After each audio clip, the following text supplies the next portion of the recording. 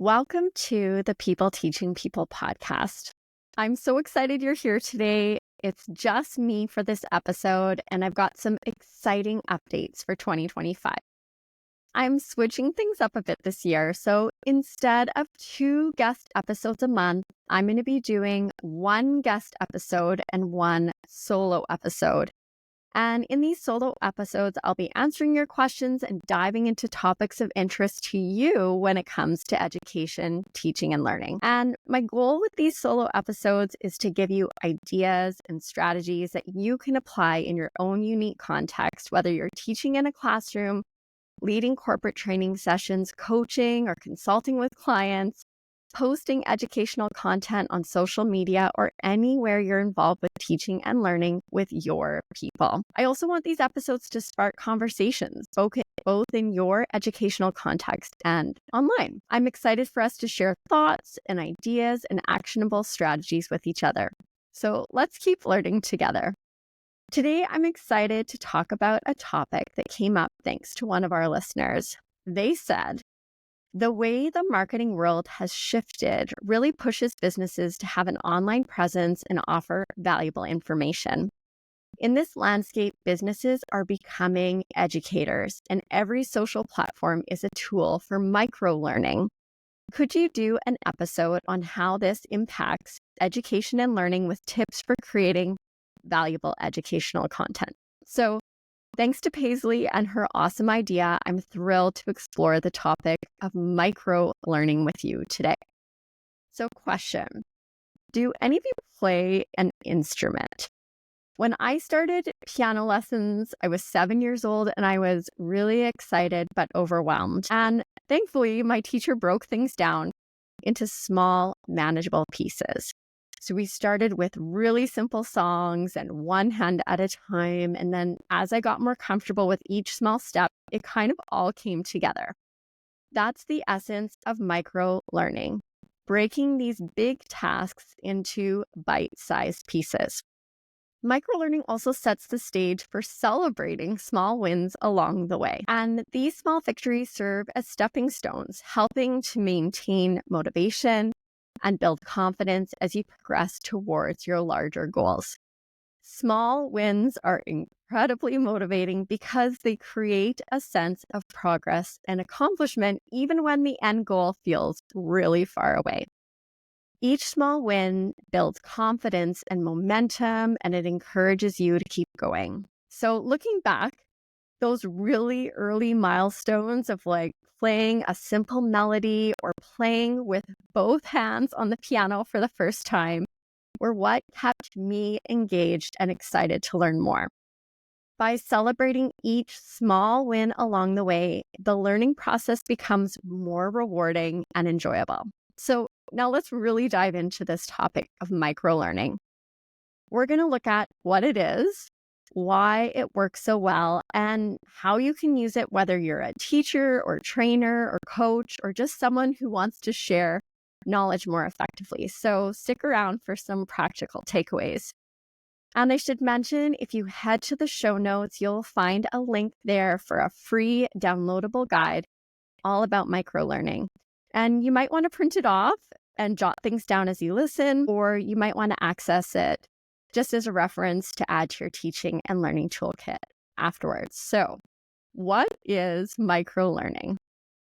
Let's start with the basics. Microlearning is about delivering information in small, focused chunks.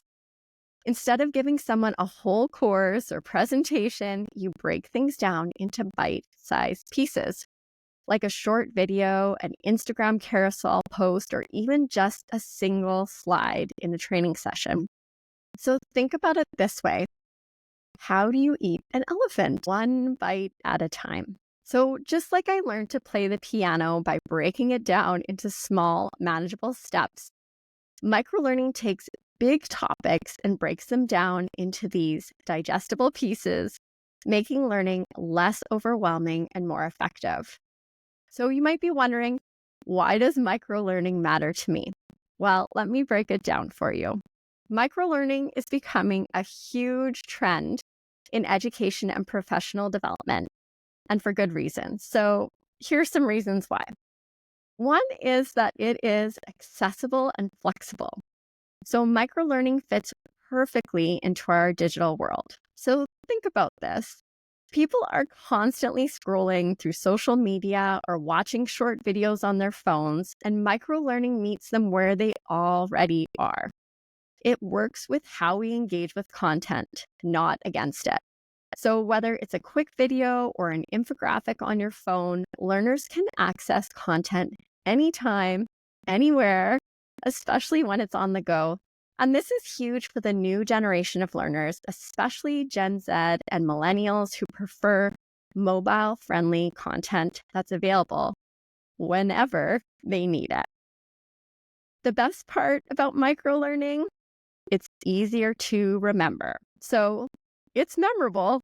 And why is this? Well, because it focuses on just one thing at a time. Instead of overwhelming people with tons of information, it helps learners digest just enough to stick. Studies show that microlearning can improve knowledge retention by up to 80%. That's because breaking content down into those small, bite-sized chunks makes it easier to absorb and keep in your mind. Less really is more. Microlearning also sparks curiosity. It doesn't drown you in the details. It's like offering a little taste of something and saying, now go explore more on your own, or come back tomorrow to learn more. And when you do this consistently, you build trust with your audience. People come back because they know you're offering them value, something they can use in small amounts, but with big impact. In fact, businesses using microlearning report up to a 50% increase in engagement. That's because these shorter, interactive pieces of content hold people's attention and reduces the risk of information overload. It's also faster. Another great thing about microlearning is how quickly people can learn. You don't need to set aside hours and hours to understand something. Small chunks of content mean faster learning, and learners can quickly pick up new skills or knowledge without being bogged down by long sessions. Have you ever found yourself in a way too long class or session or meeting and your mind just starts to wander? If you're busy, you can still find time for a 5-minute video or a quick read. And microlearning can also be more cost-effective. So for businesses and educators, it's cheaper to develop and deliver content in small, focused modules. Plus, it's easier to update these materials when needed, keeping everything fresh and relevant without major investments of time or money. So microlearning isn't just a passing trend. It's a powerful approach that meets the demands of today's learners who are looking for quick, accessible, and relevant information. So whether you're a teacher, a business owner, or content creator, microlearning is a strategy worth considering if you want to connect with your audience and make a real impact. Now, as Paisley had mentioned in her listener question, microlearning isn't just changing the marketing world. It's also reshaping how people learn and access information in many different contexts. And I want to share a little bit about how. So one of the big things is it is blurring the lines between formal and informal learning. So education used to be largely confined to traditional settings like schools, universities, and more formal training programs. But now with microlearning, that boundary is really being blurred. So whether it's businesses offering free educational content on social media, professionals sharing tips on LinkedIn, or even community-based organizations providing small online workshops, knowledge is more accessible than ever. And this shift makes learning available to anyone, anywhere, whether in a classroom, at work, or even during a commute or a walk outside. And as microlearning continues to grow, it's fostering a culture of self-directed learning. Learners now have more control over when, where, and how they learn.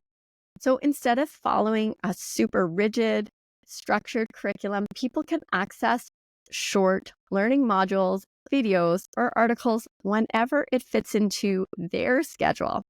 And this flexibility empowers individuals to take charge of their own learning journeys, whether they're looking to maybe upskill for a job or learn a new hobby or keep up with industry trends. And it also allows people to learn on the go. In today's busy world, not everyone has time to sit down for a long lecture or read a really lengthy article.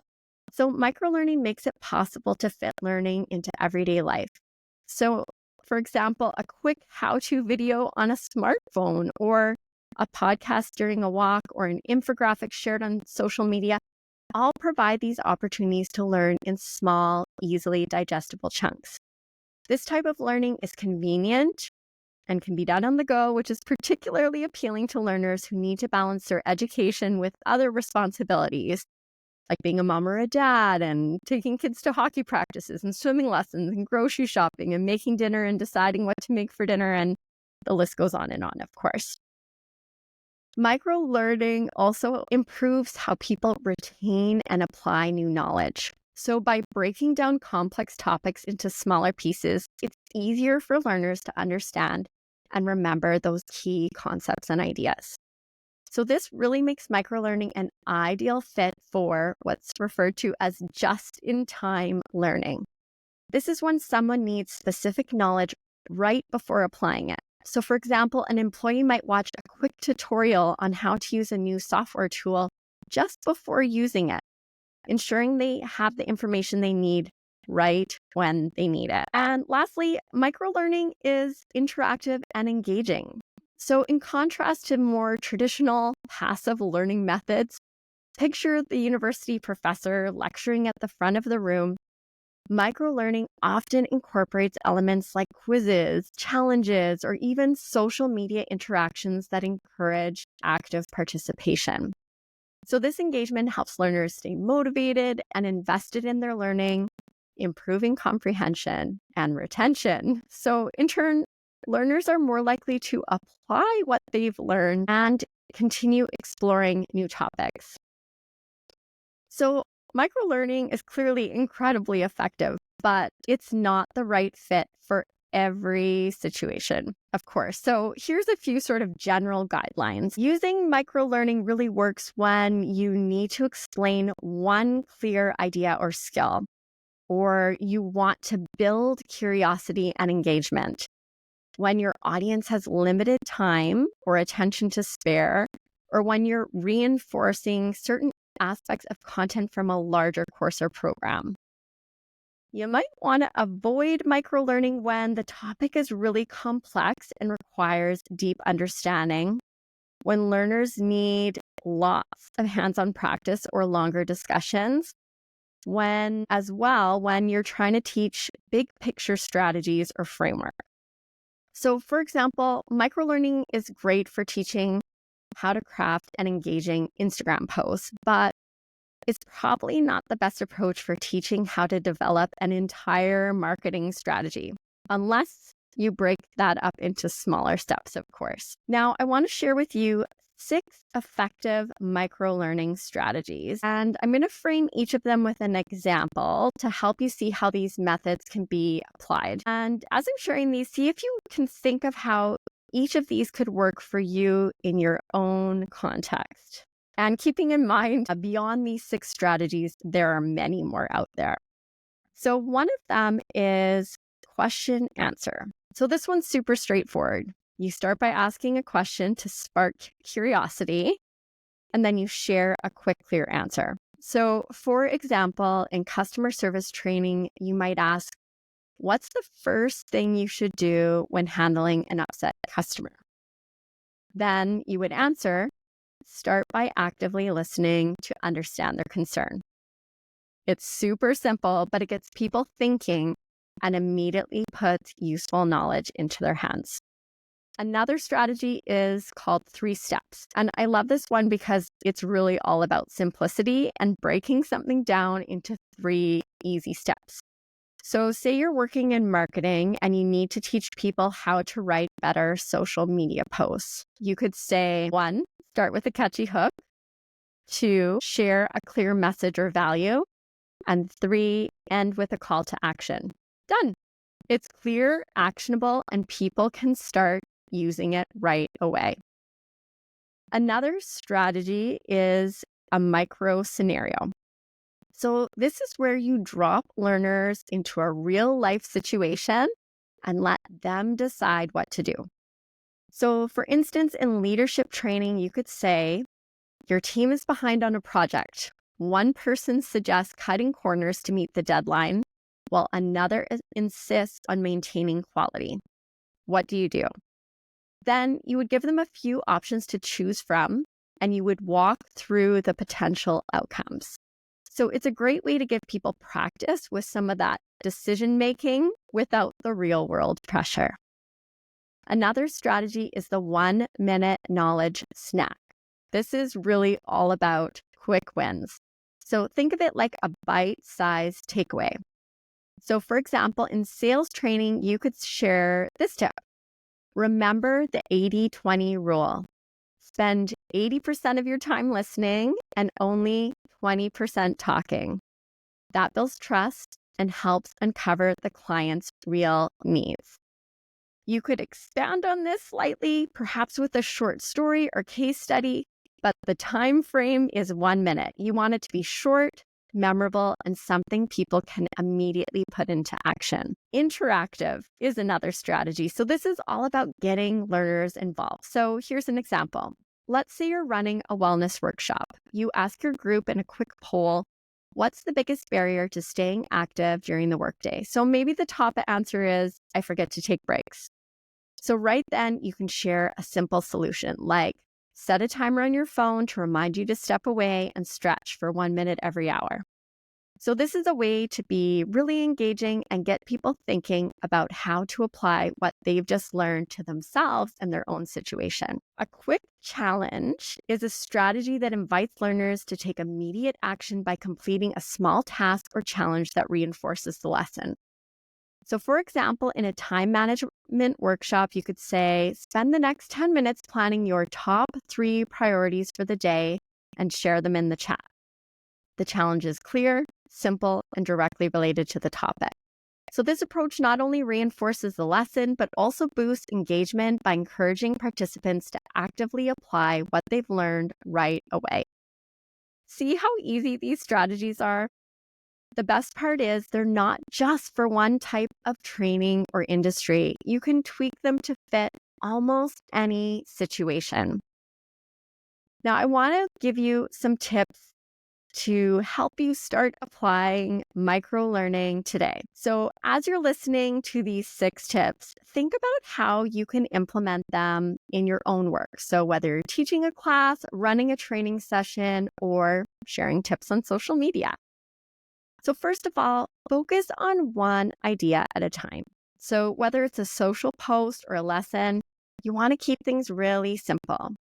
Ask yourself, what's the one thing I want my people to remember? Make it visual. So if you can, using images, diagrams, or infographics can really help people understand and retain the information that you're sharing with them. Use it as a teaser. So microlearning can serve as an introduction to a larger topic, leading your people to dive deeper into more content. Engage your audience. So ask questions, create polls, and encourage participation. The more your people engage, the better they'll retain the information you're sharing. Be consistent. Microlearning works best when it's part of an ongoing series. So regularly sharing short, focused content like weekly tips or little lessons that build on each other keeps your audience engaged and reinforces learning over time. And lastly, repurpose your long-form content. So start by taking a piece of long-form content you already have, such as a blog post, podcast episode, presentation, and break that down into bite-sized pieces. So for example, a single podcast episode could be repurposed into multiple short clips, each highlighting a key takeaway or actionable insight. This approach not only maximizes the value of your content, but also ensures learners can absorb and apply information one step at a time.